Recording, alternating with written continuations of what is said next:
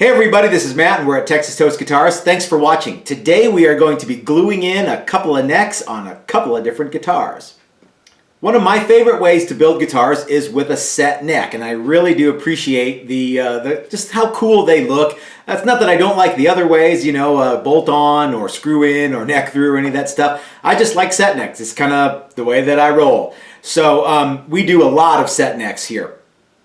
And today we're going to be gluing in this flying V-neck. Remember, it's not this kind of V-neck. it's a flying V-neck.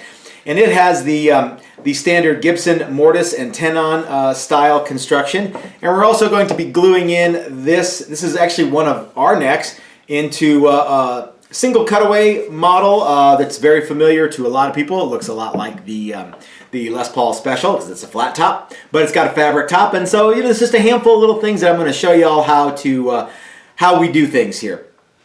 So we've got some glue and we got some clamps and we got some guitars and we got some necks. So enough with the bullshit talk. Let's get started. All right, the first guitar we are going to do is this single cutaway job here, and you've seen this on a handful of other videos in the past. So the neck is ready to go. It's been routed for a standard Fender tremolo, and actually we're going to be using the Hipshot trim on this, but it's basically the same route. So we're going to get the neck set in, and as soon as we get the neck set in, we can get this guy off to finish.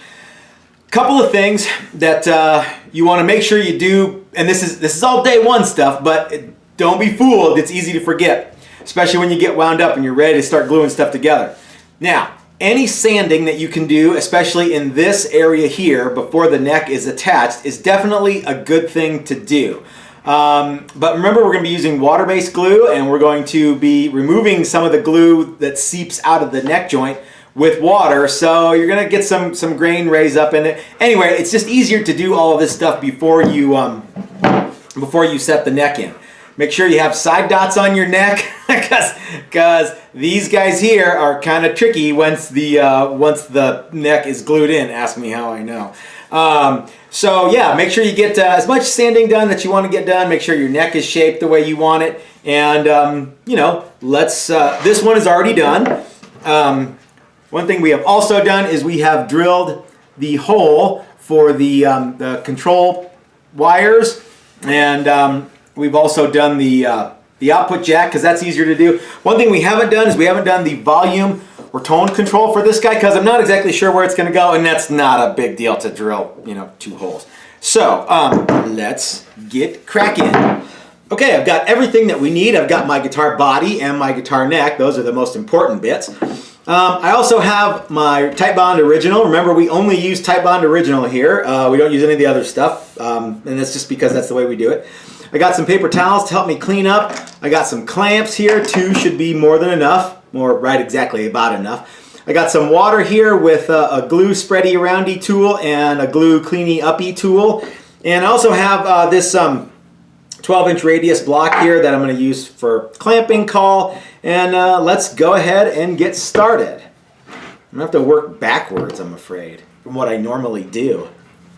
All right. So I like to put about a quarter-size blob of glue. I really should clean out this glue cap. Put about a quarter-size blob of glue to start with and smear it around. I might have needed a silver dollar size blob. So we want to just make sure we get a bunch of glue on all of the surfaces here. Man, I need more glue than I thought. This is a great big neck joint.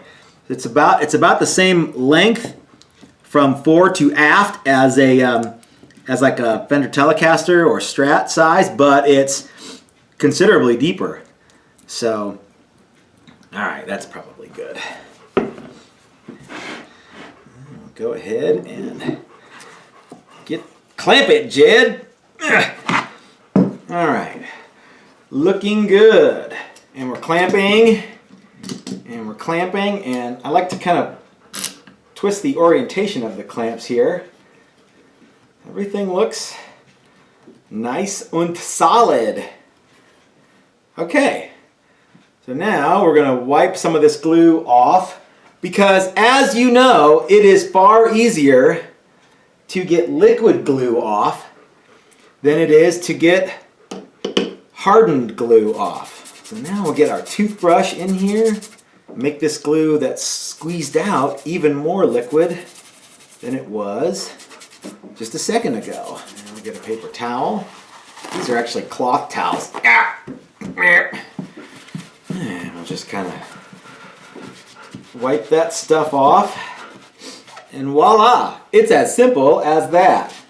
We want to check some of these areas down here to make sure we don't have any weird squeeze out that we can't get later, you know what I mean? Snug these dudes down. Looks pretty good. Ta-da! Let's move on to the next one. All right, so this Flying V has a handful of other holes that I had to drill. I needed to go from this pickup to this pickup and from this pickup to the control cavity.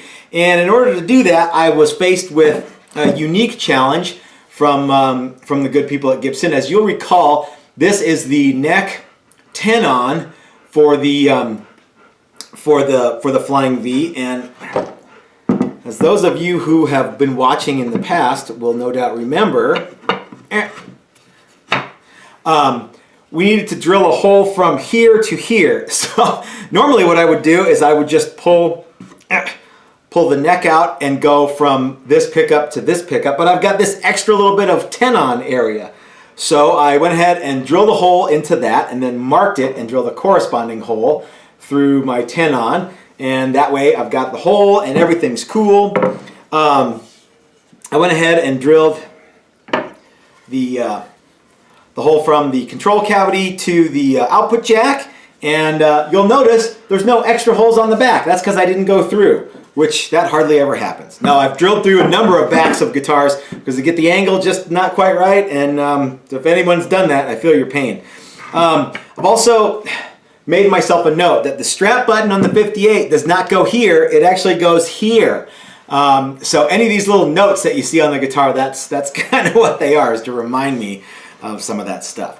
So let's glue this guy down. So on some of these guitars, it's actually not a bad idea to kind of plan where your clamps are going to go, and even set the clamps to the spot that they're going to be. I'm actually going to put a clamp inside of the pickup cavity and one on the right under the tongue here, and I think that should be good.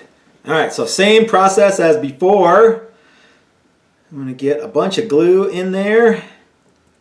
So I see a lot of stuff on, guitar building forums where guys are showing off just how tight of a neck joint they have, and that's totally cool. But as soon as you start mashing water-based glue in here, what happens? The wood swells. And then you can't get that super tight neck joint into the to actually fit together when you've got a layer of glue. When you've got a layer of glue on all of the mating surfaces. Now, I used to be one of the biggest proponents of neck joints so tight that you can pick it up by the neck that's not actually attached to the body, and it won't come out. And that's cool, but you only have to do this a handful of times, especially when it's really hot out and that glue sets up crazy fast, to get the notion that, now see, look how that it's going together super tight, way tighter than it was before, and it was tight. It was tight originally. All right, I'm just going to lock this guy down with this squeezy clamp here, and I'm not going to use this clamp for everything. Let me move my camera. Okay, that's not enough. All right, I got it rough clamped in here, and it's looking pretty decent. I'm going to wipe this glue off just like we did on the other one. And yeah, it looks super good. It looks really good. Get that brush in there. I don't know if you guys can see this because I'm my own cameraman today. Let me get up here just a little bit higher.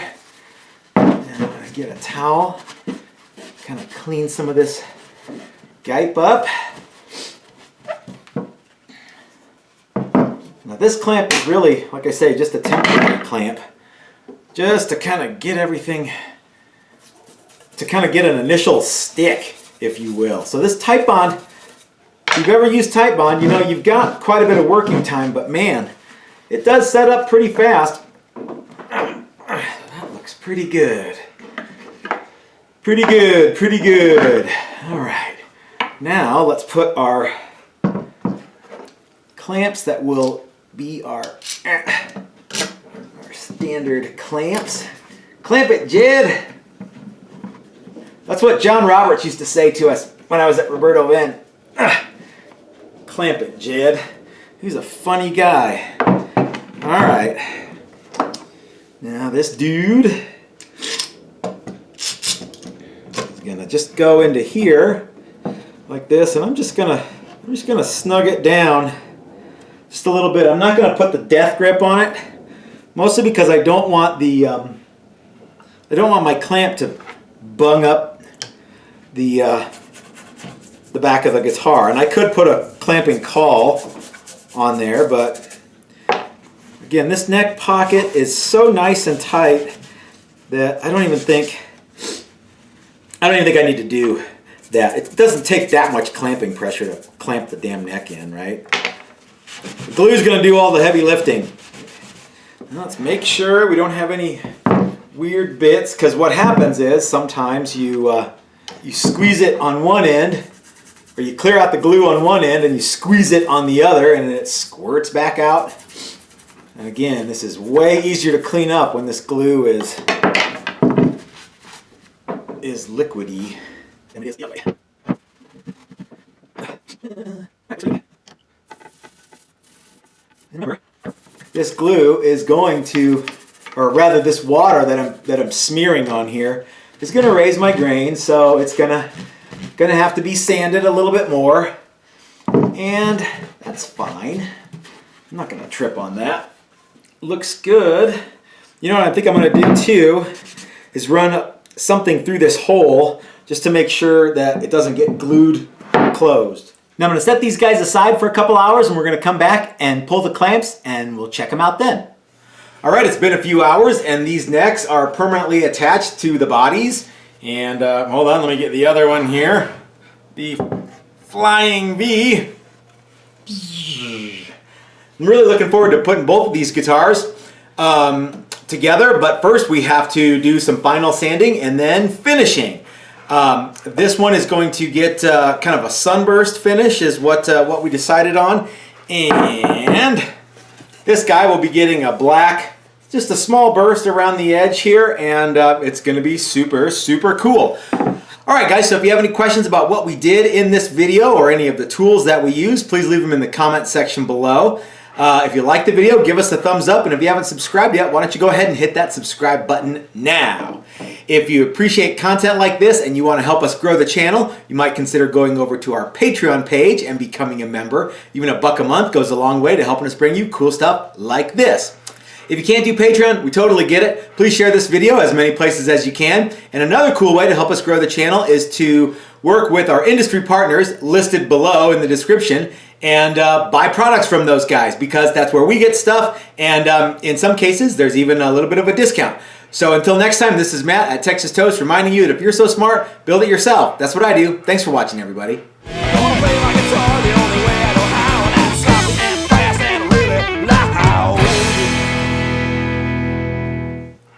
Bobby, are you a hot dog? Are you a baby dog? You're a good boy.